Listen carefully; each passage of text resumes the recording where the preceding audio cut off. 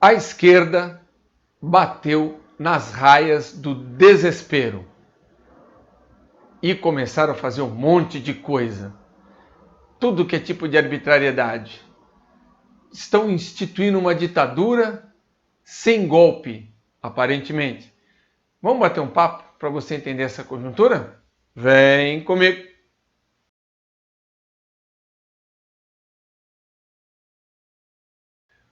Olá, bem-vindos novamente ao canal do Coronel Pelissari Analisa. E a gente vai bater um papo para entender um pouco essa conjuntura que está aí, né? Essa tentativa que a esquerda, juntamente com a imprensa mainstream, quando eu falo imprensa mainstream, gente, é a imprensa convencional, né?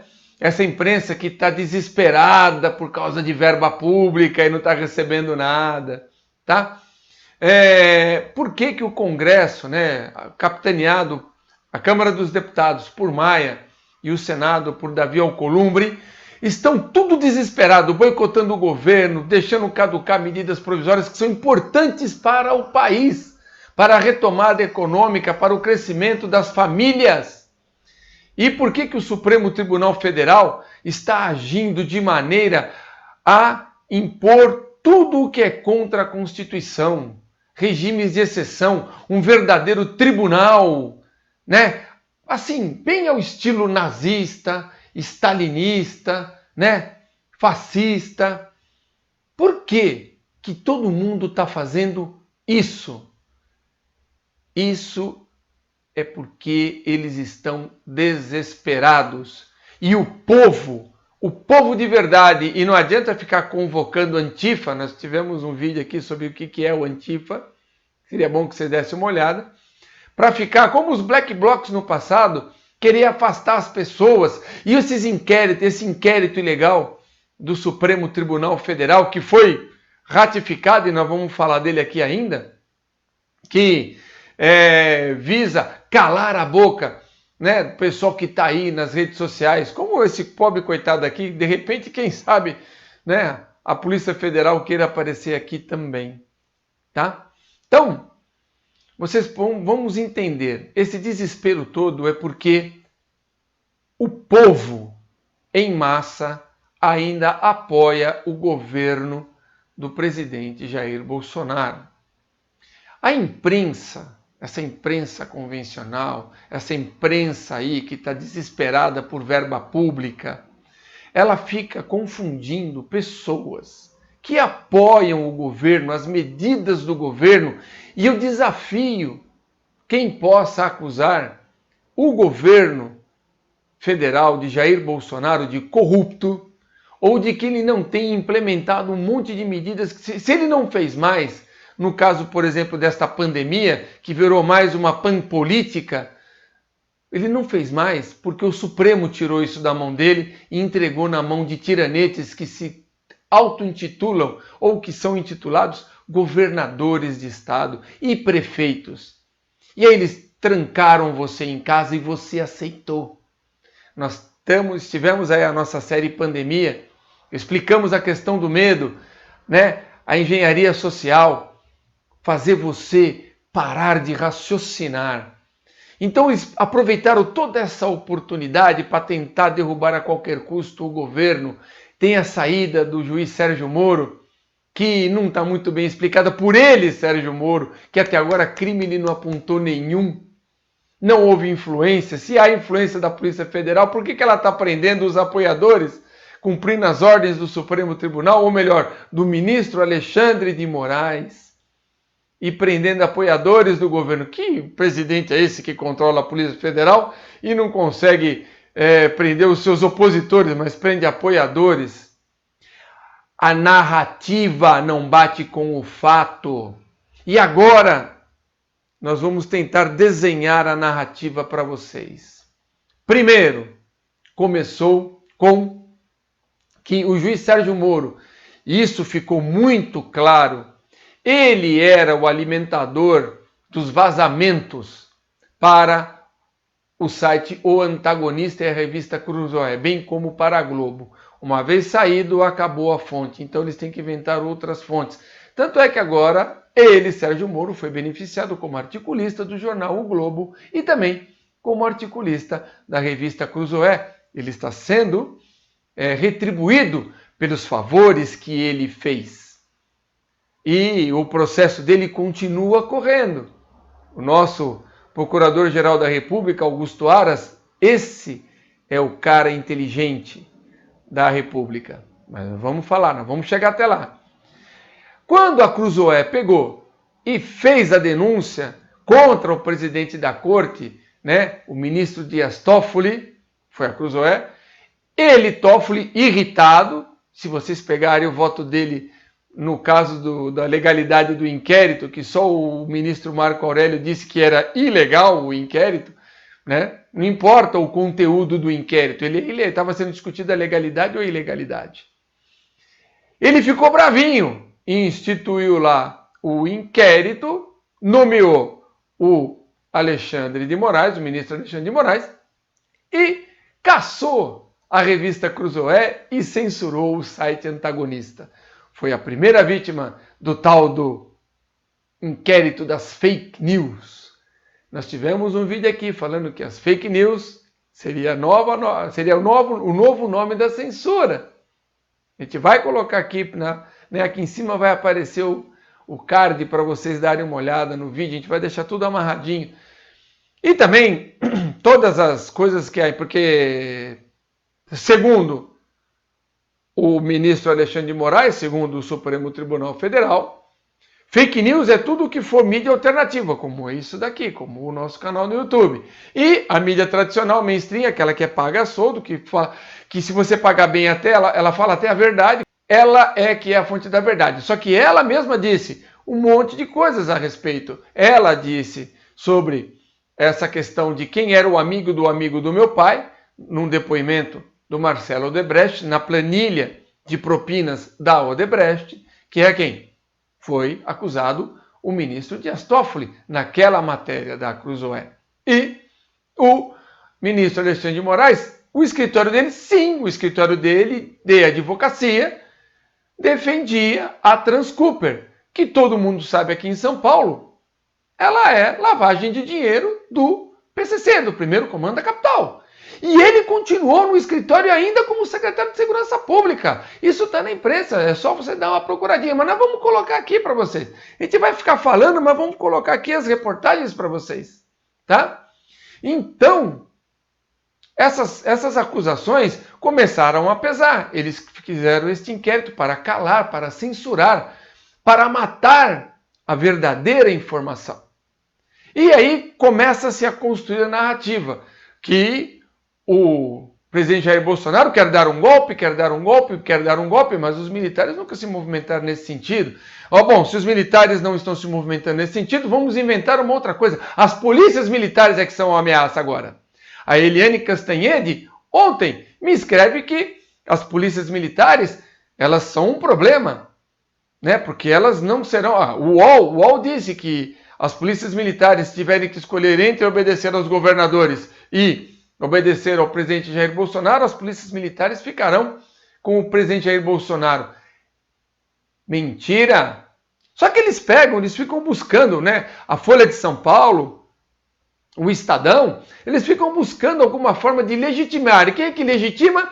Eles entrevistam especialistas, né? Como o Renato Sérgio de Lima, do Fórum Brasileiro de Segurança Pública, para falar que existe um bolsonarismo dentro da polícia militar, principalmente contaminando as praças, e também chamam um coronel da Polícia Militar que, ele estando junto lá, escrevendo, ele dá o quê? Ele chancela esse tipo de visão, esse tipo de narrativa.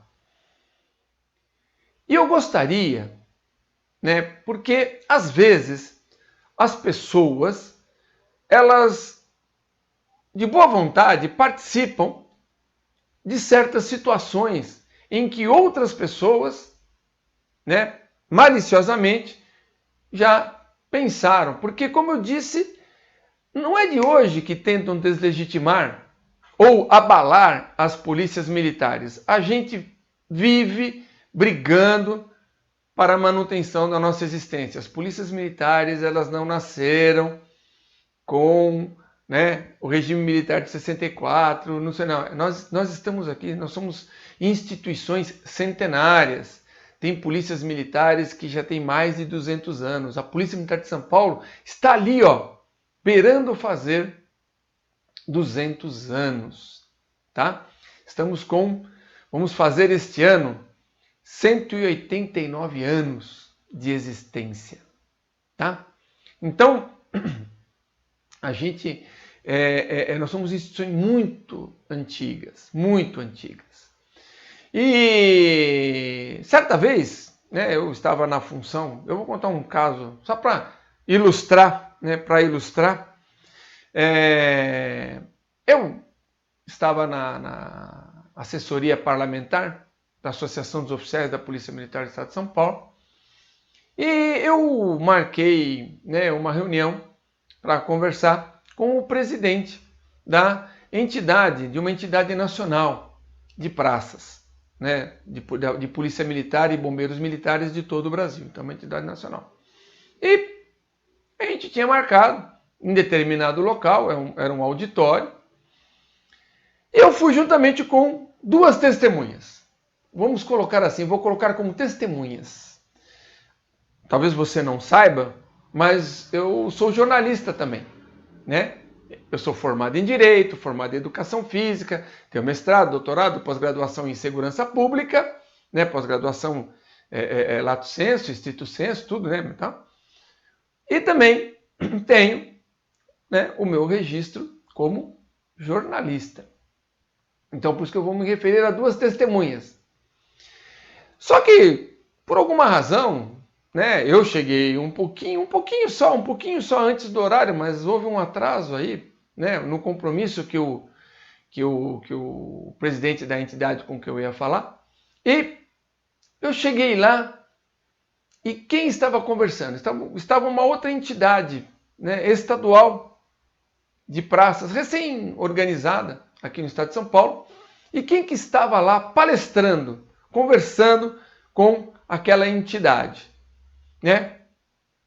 Renato Sérgio de Lima, o atual presidente, né, do Fórum Brasileiro de Segurança Pública. E ele estava lá conversando com aquelas praças, com aqueles membros lá daquela nova associação de praças que estava ali organizada, conversando com eles e dando dicas de como que eles, praças, poderiam fazer pender o poder contra os oficiais na Polícia Militar do Estado de São Paulo. Para vocês verem, né, como existe essa estratégia de querer de alguma forma abalar as polícias militares. E nesse caso, né, o Renato Sérgio de Lima estava lá batendo papo.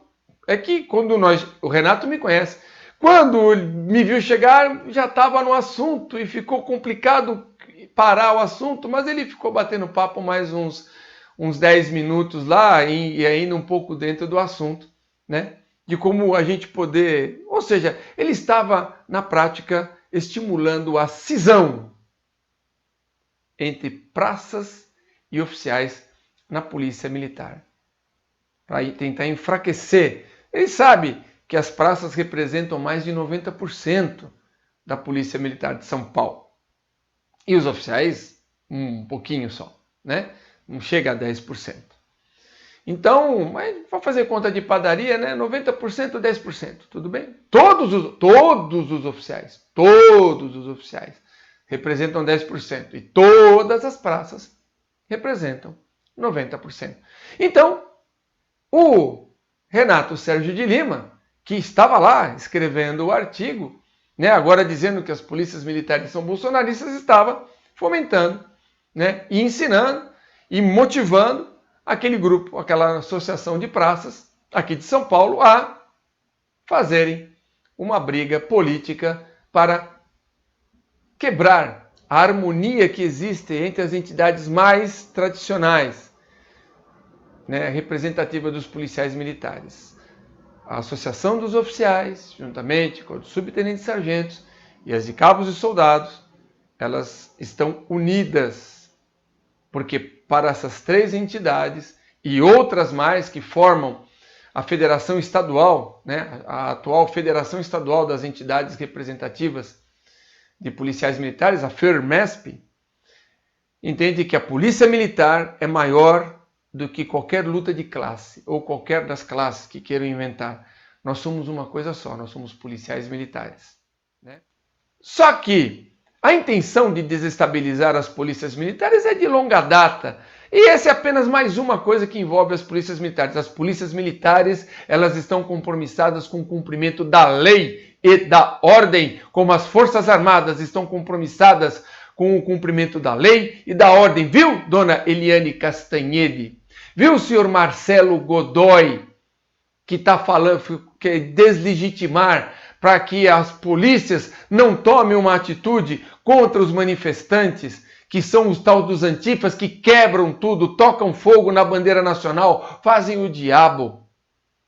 Então, eles vêm e querem deslegitimar as polícias militares. Mas vocês não vão conseguir, nós estaremos sempre do lado da lei. Não importa se vai ser o presidente, se vai ser o governador, se é fora da lei, não haverá respaldo. Não haverá respaldo por parte das polícias militares e muito menos por parte dos militares. E até agora não houve um movimento sequer em nada que tenha ensejado qualquer suspeita em relação a golpe de Estado. Não tem nada. Até agora, eu desafio o governador João Agripino a dizer que a polícia militar dele não está cumprindo a determinação dele. Se for ilegal, não vai cumprir mesmo. Como a questão de lockdown. O lockdown não existe. Não existe lockdown. Que fique bem claro que não existe a figura do lockdown. Apesar de que há juízes, né, há promotores que têm uma interpretação que certas situações podem ensejar, sim, medidas extraordinárias. Não existe dentro do arcabouço legal brasileiro medidas extraordinárias, porque se for assim, então vale um golpe militar. Porque podemos avocar que existe uma situação extraordinária no Brasil de rompimento, né, da situação institucional, então as Forças Armadas têm que atuar. Pai, por que não valeria esse raciocínio? Se vale um raciocínio para inventar um lockdown que não existe, porque só existem duas situações, o estado de sítio, o estado de defesa na Constituição, que pode limitar o ir e vir das pessoas e os direitos constitucionais. Não está lá, decretação de estado por causa de problema de saúde, isso não existe. E agora, né, tivemos aí essa ação conjunta do Congresso Nacional, boicotando as ações do governo executivo, o Supremo Tribunal Federal amarrando o executivo, cercando os seus apoiadores, censurando a liberdade de imprensa e votaram pela legalidade do tal do inquérito das fake news. Fake news, gente, não é crime. Não existe no Código Penal e nem na legislação penal brasileira qualquer coisa chamada fake news.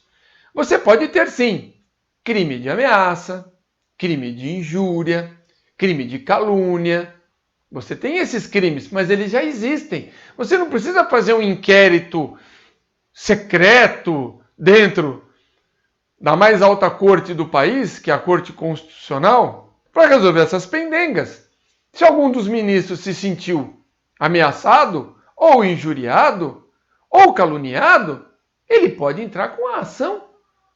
Vai lá na delegacia de polícia respectiva e faz o seu boletim. No caso das ações privadas, constitua um advogado e entre com ação no tribunal próprio.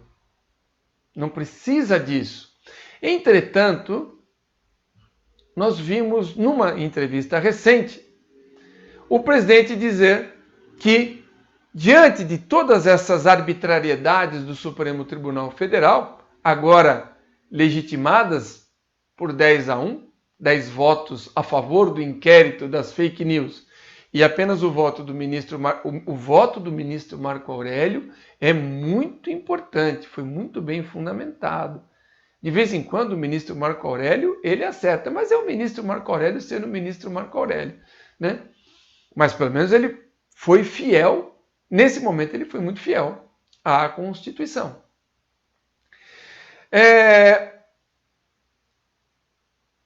Qual é o crime? Né? Qual foi a justificativa que o Supremo Tribunal Federal usou para poder validar o inquérito das fake news? Ora, eles ressuscitaram uma lei, né, do chamado entulho autoritário, a Lei de Segurança Nacional. Olha que coisa mais bela e mais cheia de graça, né? Ela, a lei velha que ninguém mais queria usar, que vem e que não vai passar tão cedo. E aí é que entra o nosso grande estrategista chamado Augusto Aras, o Procurador-Geral da República. E cada dia mais vocês vão entender o porquê foi necessário, né, o presidente Jair Bolsonaro ter escolhido alguém que acusaram tanto de ser petista. Nós fizemos um vídeo aqui, dissemos que ele não era petista. Quem foi petista foi o pai dele. Primeiro o pai dele era do MDB, depois foi para o PT e depois ele não é mais nada. O pai dele abandonou toda essa vida política aí, né? E as pessoas querem confundir as coisas para deslegitimar a escolha do presidente, porque ele foi escolhido fora da lista tríplice, tá? Bom, com a legalização do inquérito das fake news, com a fundamentação na Lei de Segurança Nacional, o Supremo Tribunal Federal pariu o ovo da serpente. Quem tem inteligência, quem tem visão, sabe que quando um Alexandre Garcia fala, cuidado, vocês da imprensa que estão aplaudindo a decisão do Supremo, a imprensa aplaudindo a Lei de Segurança Nacional. A esquerda, isso não tem preço. A esquerda aplaudindo a Lei de Segurança Nacional, a aplicação da Lei de Segurança Nacional. Só que a Lei de Segurança Nacional fala de todos os poderes e não apenas do Supremo Tribunal Federal, né? E os antifas e os black blocs poderão ser enquadrados na Lei de Segurança Nacional.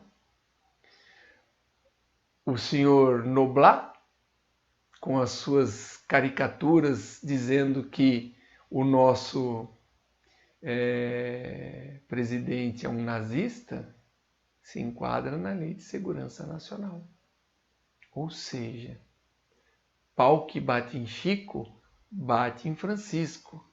E ninguém vai poder reclamar depois. Quando a Polícia Federal for lá na Gaviões da Fiel, ou então na sede dos Antifas, ou então quebrar, né, o sigilo de partidos políticos e de deputados da oposição que financiam esses grupos armados, porque, ora, é a Lei de Segurança Nacional. O Supremo falou que pode.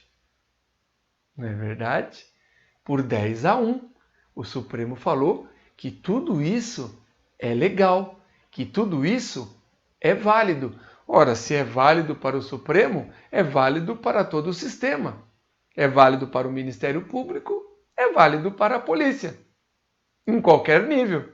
Seja o Procurador-Geral da República, seja o Ministério Público Federal, seja a Polícia Federal, seja o Procurador-Geral de Justiça, seja o Ministério Público Estadual, seja a Polícia Estadual, as polícias, né, estaduais. Vale para todo mundo. Fazer o quê? Na sanha e no afã, deram tudo, por isso que o presidente falou, nós vamos buscar os meios legais para resolver esta questão. E aí? O que restará ao Supremo? Voltar atrás? É fica uma ação complicada.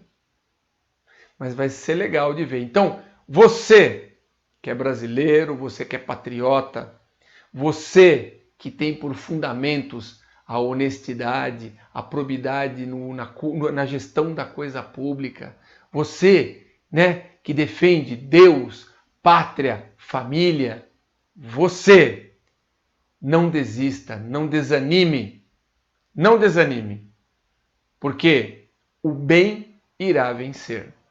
O bem irá vencer. Tá bom?